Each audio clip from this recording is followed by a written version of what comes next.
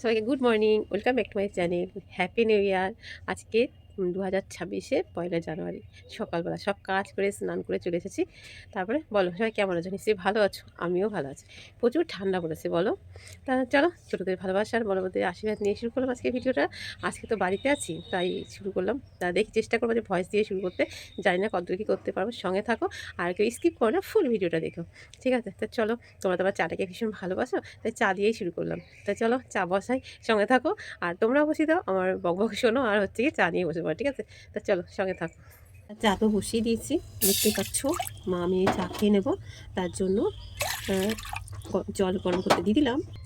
আমাদের দুধ চা খেয়ে খেয়ে এমন অভ্যাস হয়ে গেছে, র চা খেতেই ভালো লাগে না জানো। তার জন্য মামিতে দুধ চা খেয়ে নিই দুবেলা। মনে হয় যেন চা খায়, আর যদি র চা খায় তাহলে মনে হয় না যে চা খায়, জানো তো। আর অনেকেই বলো দুধ চা করতে পারো না, তাদেরকে বলো দুধ চায় যখন মানে দুধটা গুলবে, জলটা খুব একটা গরম করো না, যখন কুসুম কুসুম গরম জল হবে তখন দুধের মধ্যে জলটা দেবে। আর এদিকে দেখো দুধটাকে গুলে নিলাম, কেননা ঠান্ডা হয়ে গেলে গুলবে না, কেননা জলটা তো খুব একটা গরম করে। আমার কাণ্ড দেখো, চামচের বদলে আমি চাটনি হ্যান্ডেল দিয়ে করছি। তোমরাও কীরকম করো বলো। এই দেখো দুধটা গোলা হয়ে গেছে, এদিকে জল ফুটে গেছে, দিয়ে দেবো চা। এই চাটা ভালো করে ফুটিয়ে নেবো, যারা চা করতে পারো না তাদের জন্য বলছি। একদিন আমার পাশের বাড়ি একটা বৌমা এসে বলছে, কাকিমা তুমি দুধ চা ছাড়া খাও না, কিন্তু আমি জানো তো দুধ চা বানাতেই পারি না। তো সেটাই বলছি। তাই দেখো জল তো রীতিমতো মানে চায়ের সাথে ফুটছে, আর কেমন ঠান্ডা পড়েছে বলো। দুধটা দিয়ে ভালো, এবার আবারও ভালো করে ফুটিয়ে নেবো।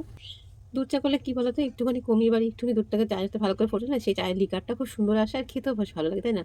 আর আমি চিনি ছাড়াই চা করি জানো, মেয়ে তো চিনি ছাড়াই খায়। আর আমার আবার মিষ্টি মিষ্টি না হলে ভালো লাগে না, তাই আমি একটু সুগার ফ্রি দিই নি, জানো তো। তা হয়ে গেছে ছেলে নি তোমরা সবাই বাস করবে, জানো তো। ফোনটা যদি সামনে থাকে রান্না করতে গেলে বাষ্পতে ক্যামেরাটা কেমন হয়েছে। তাই দেখো আমি দিচ্ছি, এবার খাবো গরম গরম চা, তার আগে খাবো মেডিসিন, তারপরে খাবো চা। তাই দেখো চায়ের কালারটা কত সুন্দর হয়েছে। চায়ের সাথে আমার আবার বিস্কুট না হলে ভালো লাগে না, তার জন্য নিয়ে নেবো বিস্কুট। আর ঠান্ডা তো প্রচুর পড়েছে, এখন তো 3 বেলা চা 3 বেলাই ভালো লাগে, তাই না? তাই যারা বয়স্ক আছে, আমার বাবা, আমার শাশুড়ি মা, তাই সবসময় জানো তো এটাই ভালো লাগছে, প্রার্থনা করি যেন সবাই ভালো থাকে।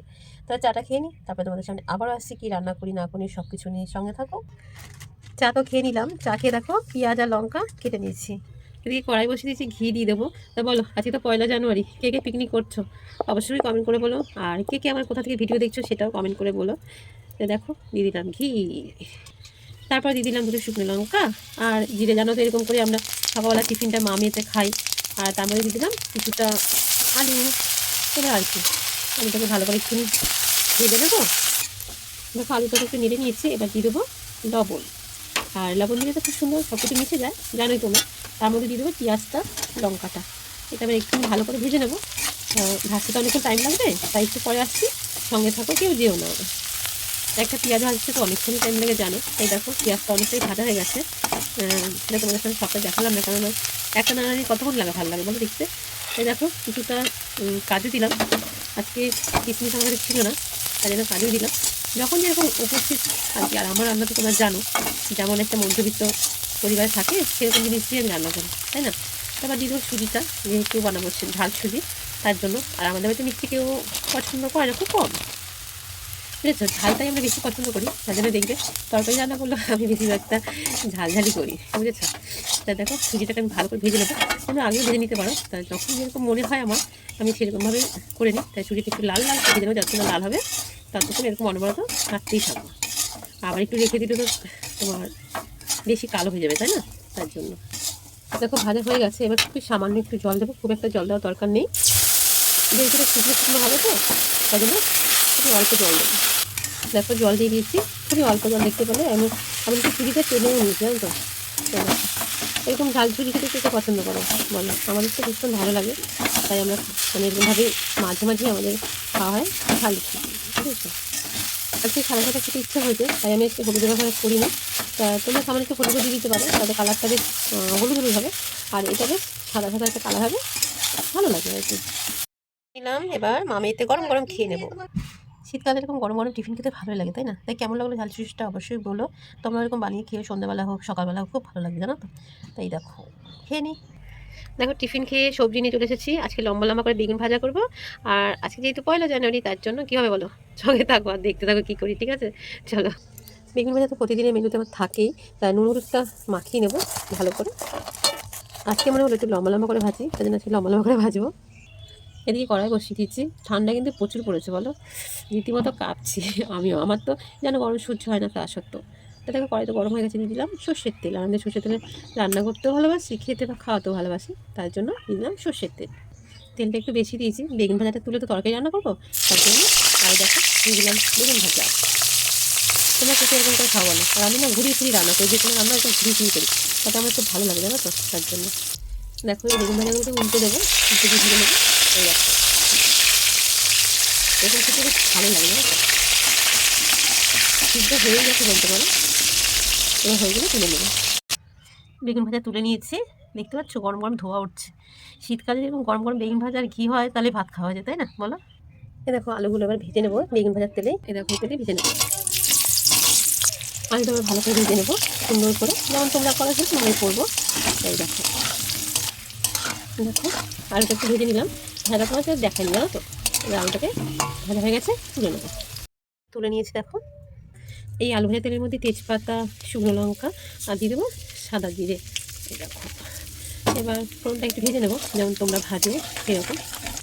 ফোড়নটা তো হয়ে গেছে, ফোড়নের মধ্যে দিয়ে দেবো পেঁয়াজ। খুব একটা দেবো না, যেহেতু আমার মাংসের পরিমাণটা অল্প, তাই জন্য মশলাটাও আমি অল্প দেবো। আর খুব তেল মশলা কম দিয়ে তো আমি রান্না করি তোমরা দেখো, আর ঘরোয়া পদ্ধতিতেই করি। দেখো আর এর মধ্যে দিয়ে দেবো তোমার টমেটো,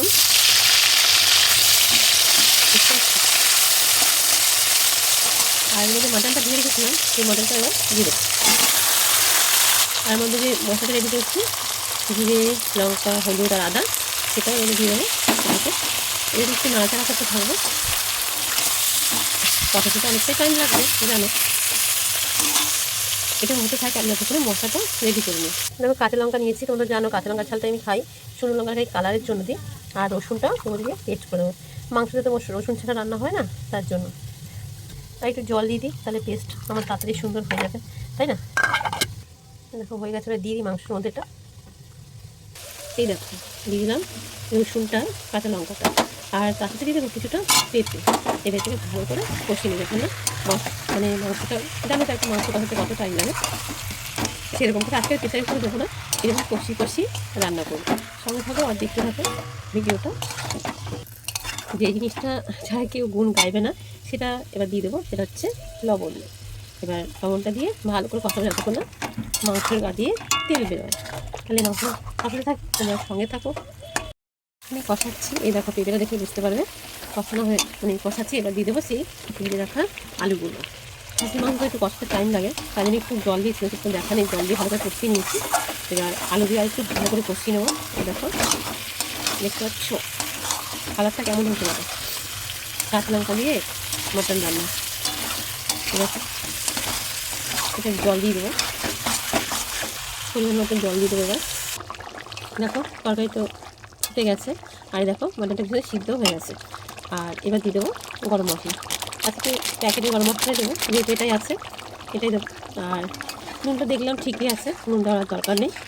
তাই দেখো মাটন রান্না আমার কমপ্লিট। চলে আসো সবাই আমাদের বাড়িতে, দেখতে পাচ্ছ। তোমাদের দেখাচ্ছি, তোদের একটা কেমন নরম হয়েছে তোমাদের দেখাচ্ছি। দেখো এইভাবে রান্না করি, তা তোমাদের দেখাই। এখন তো গরম করে ব্যাপারই লাগে না। এই দেখো দেখতে পাচ্ছ কত সুন্দর সিদ্ধ হয়েছে। নামিয়ে নি তরকারিটা। এটা দেখো গরম গরম মাটন। কেমন হচ্ছে রেসিপিটা অবশ্যই কমেন্ট করে বলো। তা চলো দেখি আর কি করা যায়। আবার কড়াই বসিয়ে দিলাম, দিয়ে দিলাম সর্ষের তেল। এ দেখো কী করবো বলো তো, সঙ্গে থাকো দেখতে থাকো। কটা পাঁপড় ভেজে নেবো, এ দেখো তার জন্য পাঁপড় ভেজে নিচ্ছি। সব কিছু হলে চাটনিটা না হলে ভালো লাগে না, তাই জন্য চাটনিটাও করে নেবো। পাঁপড়টা ভেজে তুলে নিই। আর এই পাঁপড়গুলো খেতে না খুবই ভালো লাগে, এগুলো চালের পাঁপড় বলে বিক্রি করা যায় না। এ দেখো হয়ে গেছে। এগুলো ভাজাভাজি করতে গেলে তেল বেশি লাগে, তা আমাদের তো ঘরোয়া পদ্ধতি পোলাতে তেল লাগে না। তা ভেজে নিয়েছি, দেখো ভাজা তুলে নিয়েছি। পাঁপড় ভাজা বড়া ভাজছি বলে বলতে পারবে, এই জন্য দেখতে হয় শর্ট ভিডিওতে বড়াটা ছেড়েছি, তুমি অবশ্যই দেখো। তা দেখে বলো কেমন হয়েছে, ঠিক আছে। কিনে নিয়েছি কাঁচা টমেটোগুলো কেটে নিই, চলো কেটে নিয়েছি। কাঁচা টমেটো অনেকগুলো ছিল, তা আজকে আমরা হলো কাঁচা টমেটো দিয়ে চাটনি করবো। জানি না কেমন হবে, এটা সিদ্ধ হতে চায় না, তাই আমি একটু পেস্ট করে নেবো। পেস্ট করে নিয়ে আসছি তোমাদের সামনে। দেখো পেস্ট হয়ে গেছে, এবার আমি একটা বাটিতে ঢেলে নেব। জানি না কেমন হবে, করে দেখি। তাহলে তোমাদের অবশ্যই বলবো যে কেমন হয়েছে। বুঝতে পারছো? এই যে দেখো কালারটা কত ভালো লাগছে, কিন্তু এই কালারটা থাকবে না। আর এবারে এর উপর থেকে একটুখানি আদা গ্রেট করে দিয়েছি। আর একবারে এখানে এর মধ্যে একবারে লবণটা দিয়ে দেবো, তার সাথে হলুদটাও দিয়ে দেবো। এই তেলের মধ্যে দিয়ে দেবো 5 ফোড়ন, শুকনো লঙ্কা, তেজপাতা। এবার টমেটো পেস্টটা এর মধ্যে দিয়ে দেবো, দিয়ে এবার নাড়াচাড়া করবো। এরকম কাঁচা টমেটো চাটনি আমি করিনি, আজকে প্রথম করছি, তো আগেই বললাম। দেখা যাক কেমন হয়। আর জল তো একটু দেবো না, কেমন টমেটো জলেই হয়ে যাবে। চলো সঙ্গে থাকো আর দেখতে থাকো। দেখো আস্তে আস্তে কিন্তু কালারটা চেঞ্জ হয়ে গেছে, তাই না? সিদ্ধ দু একটা মাঝে মাঝে দেখো গোটা গোটা হয়ে গেছে, মিক্সিতে দিয়েছি তার সত্ত্বেও। ঠিক আছে, এটা যদি ফুড কালারটা ইউজ করা যেত তাহলে জিনিসটা বেশ সবুজ সবুজই থাকতো, তাই না? দেখো অনেকক্ষণ নাড়াচাড়া করে নিতে, এবার দিয়ে দেবো পরিমাণ মতো চিনি। তা আজকে আমার মেনু ছিল এটাই, বেগুন ভাজা, বড়া ভাজা, তার সাথে মাটনের তরকারি, এটা হচ্ছে কাঁচা টমেটোমের চাটনি, শসা, তারপরে লেবু, পাঁপড় ভাজা, আর ভাত তো থাকবেই জানো, ভাত, আর লাস্টে আছে মিষ্টি। তাই কেমন লাগলো ভিডিওটা অবশ্যই বলো, ভালোবেসে সবাই পাশে থেকো, সবাই সুস্থ থেকো, ভালো থেকো, দেখা হবে নতুন কোনো ভিডিওর সঙ্গে। তাহলে আজকের মতন আসি, সবাইকে টাটা। আর প্রাণ ভরা ভালোবাসা, সবাই সারা বছর ভালো থাকো, সুস্থ থাকো, এটাই উপরওয়ালার কাছে প্রার্থনা করি। আজকের মতন আসি, সবাইকে টাটা।